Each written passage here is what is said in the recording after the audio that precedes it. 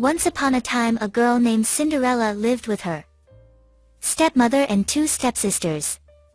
Poor Cinderella had to work hard all day long so the others could rest. It was she who had to wake up each morning when it was still dark and cold to start the fire. It was she who cooked the meals. It was she who kept the fire going. The poor girl could not stay clean from all the ashes and cinders by the fire.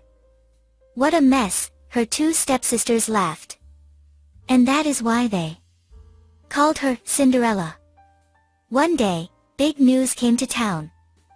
The king and queen were going to have a ball. It was time for the prince to find a bride. All of the young ladies in the land were invited to come. They were wild with joy. They would wear their most beautiful gown and fix their hair extra nice. Maybe the prince would like them. At Cinderella's house, she now had extra work to do. She had to make two brand new gowns for her stepsisters. Faster, shouted one stepsister. You call that a dress? Screamed the other. Oh, dear, said Cinderella. When can I? The stepmother marched into the room. When can you what? Well, said the girl, when will I have time to make my own dress for the ball? You, yelled the stepmother. Who said you were going to the ball? What a laugh, said one stepsister. Such a mess. They pointed at Cinderella. All of them laughed. Cinderella said to herself, when they look at me, maybe they see a mess. And if I could, I would go to the ball. Soon the time came for the stepmother and stepsisters to leave for the big party. Their fine carriage came to the door. The stepmother and stepsisters hopped inside. And they were off. Goodbye, called Cinderella. Have a good time. But her stepmother and stepsisters did not turn around to see her. Ah, me, said Cinderella sadly. The carriage rode down the street. She said aloud, I wish I could go to the ball, too. Then, poof. All of a sudden, in front of her was a fairy. You called, said the fairy. Did I, said Cinderella. Who are you? Why, your fairy godmother, of course. I know your wish. And I have come to grant it. But, said Cinderella, my wish is impossible. Excuse me, said the fairy godmother in a huff. Did I not just show up out of thin air? Yes, you did, said Cinderella. Then let me be the one to say what is possible or not. Well, I think you know I want to go to the ball, too. She looked down at her dirty clothes. But look at me. You do look a bit of a mess, child, said the fairy godmother. Even if I had something nice to wear, said the girl, I would have no way to get there. Dear me, all of that is possible, said the fairy. With that, she tapped her wand on Cinderella's head. At once, Cinderella was all clean. She was dressed in a beautiful blue gown. Her hair was set up high on her head inside a golden band. This is wonderful, said Cinderella. Who said I was done, said the fairy godmother. She tapped her wand again.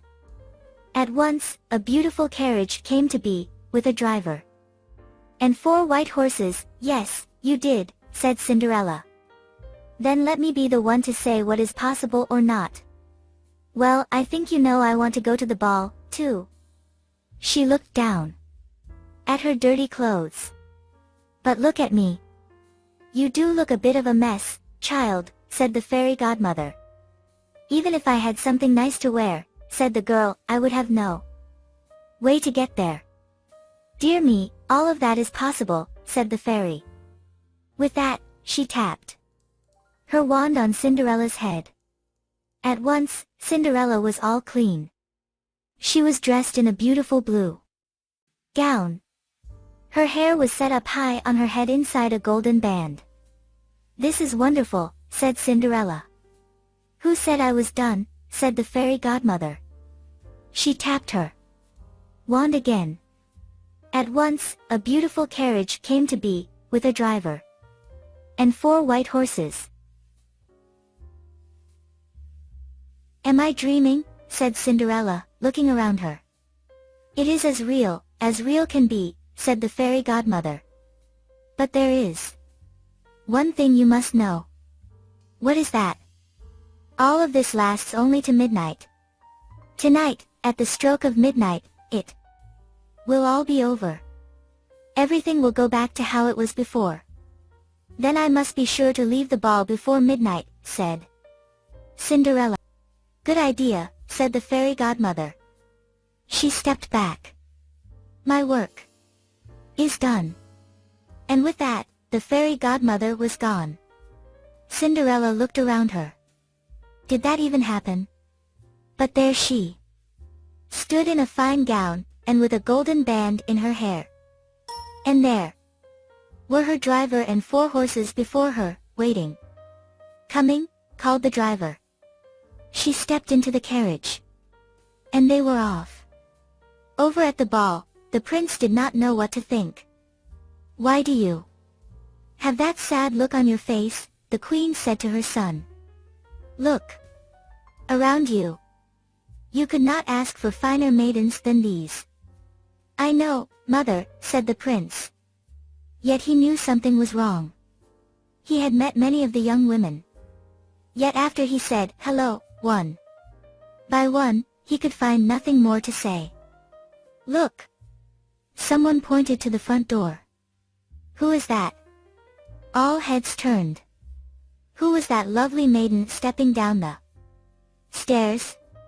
She held her head tall and looked as if she belonged. But no one knew her. "There is something about her," said the prince to himself. "I will ask her to dance." And he walked over to Cinderella.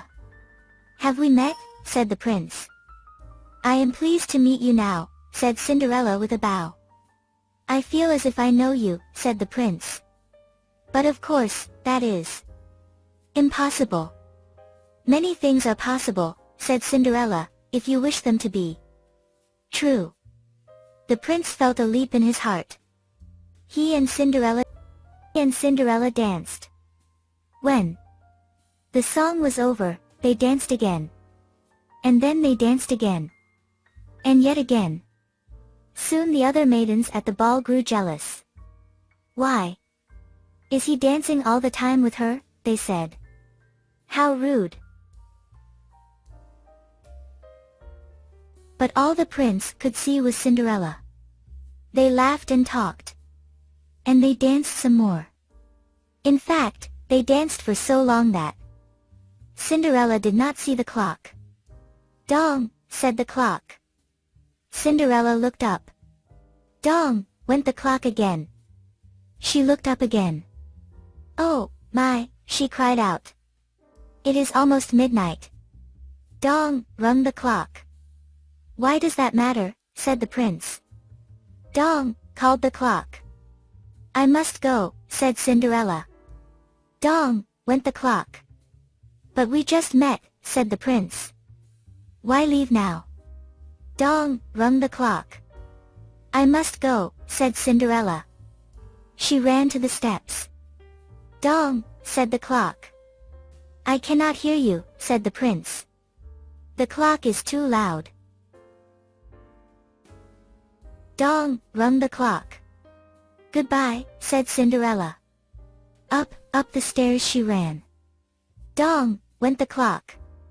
"Please, stop for a moment," said the prince. "Oh, dear," she said as one glass slipper fell off her foot on the stair. But Cinderella kept running up. "Dong," said the clock. "Please wait a moment," said the prince. "Dong," rung the clock. "Goodbye." Cinderella turned one last time. Then she rushed out the door. Dong. The clock was quiet. It was midnight. Wait, called the prince.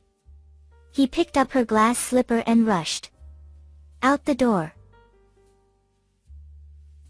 He looked around but could not see her blue dress anywhere. This is all I have left from her, he said, looking down at the glass slipper. He saw that it was made in a special way, to fit a foot like none other. Somewhere there is the other glass slipper, he said. And when I find it, I will find her, too. Then I will ask her to be my bride. From hut to hut, from house to house, went the prince. One young woman after another tried to fit her foot inside the glass slipper. But none could fit. And so the prince moved on. At last the prince came to Cinderella's house. He is coming, called one stepsister as she looked out the window. At the door, screamed the other stepsister. Quick, yelled the stepmother. Get ready. One of you must be the one to fit your foot in that slipper. No matter what. The prince knocked. The stepmother flew open the door.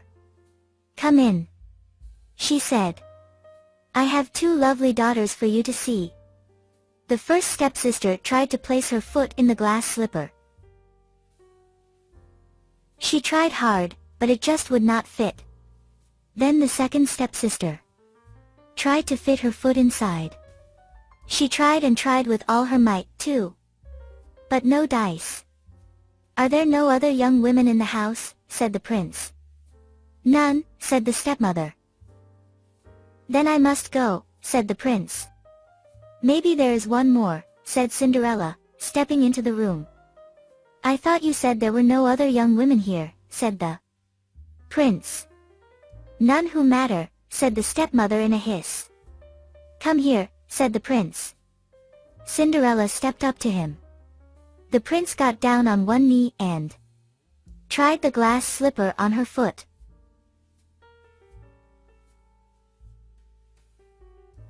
It fit perfectly.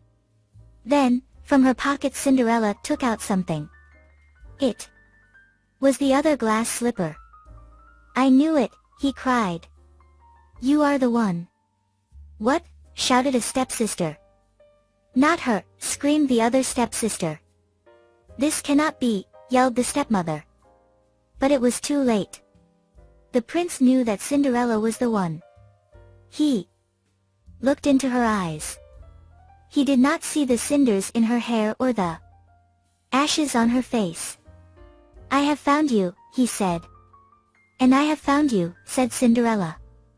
And so Cinderella and the prince were married, and they lived happily ever after. The end.